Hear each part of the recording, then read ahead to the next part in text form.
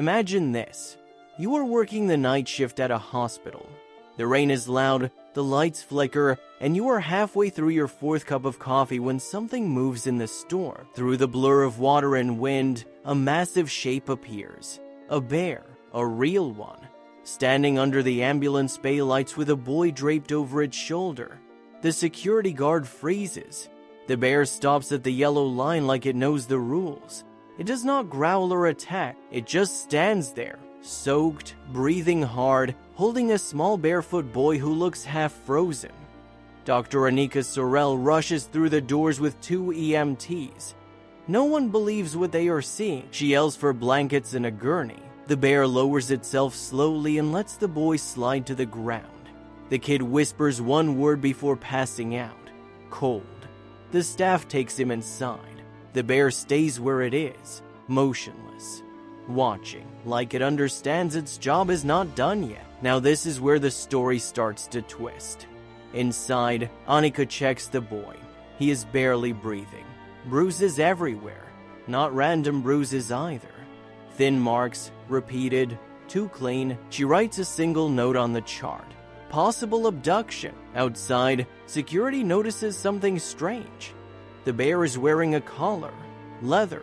Old. Not wild. Animal control arrives, rain pouring down their jackets. They bring tranquilizers and nets, but the lead officer, Parker, tells them to hold. She looks at the bear and says one line. That is not a wild one. They set down a tray of fish from the cafeteria. The bear ignores it. Its eyes never leave the hospital door. It is waiting, not for food, for the boy.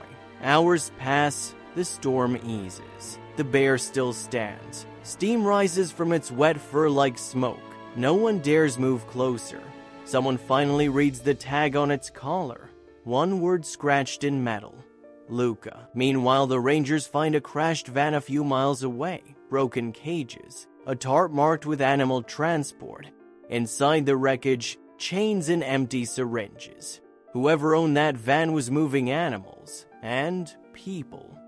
The only creature that escaped was the bear. The only human found missing was a boy. Now it starts to make sense. The bear had carried the boy out of the crash, through floodwater, through freezing wind. It had walked miles just to reach the first light it saw, a hospital. When Evan, the boy, finally wakes up, Anika is there. She tells him he is safe. He looks around and asks where his friend went. She asks who. The bear, he says. He kept me warm. Reporters swarmed the next morning. Photos hit every screen.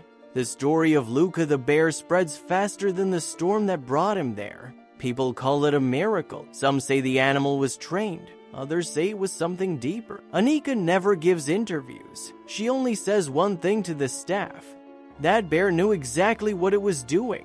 Luca is moved to a sanctuary. Evan recovers. And every time the boy visits, the bear stands calm and quiet, the same way it did that night.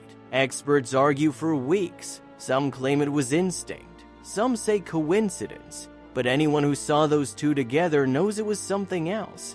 Maybe protection does not always wear a uniform. Maybe sometimes it has claws. So tell me, if a bear showed up in the storm to save you, would you trust it? Because one night at Pine Valley, humanity arrived on 4 legs. And it never once crossed the yellow line.